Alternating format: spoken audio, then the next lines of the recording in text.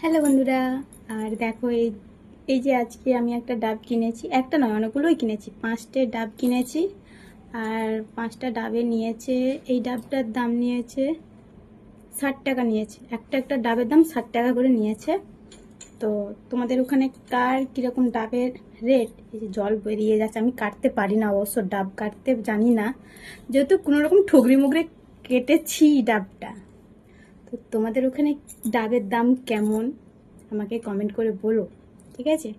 তো চলো, এখন অবধি ডাবটাতে কিন্তু মানে এই যে জল পড়েই যাচ্ছে হাত থেকে, ডাবের নিয়ে এখন অবধি হয়নি।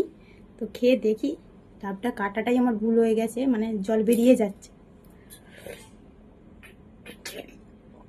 দারুণ খেতে। এক্ষুনি আমার মেয়ে একটা ডাব খেয়েছে, এখন আমি একটা খাচ্ছি।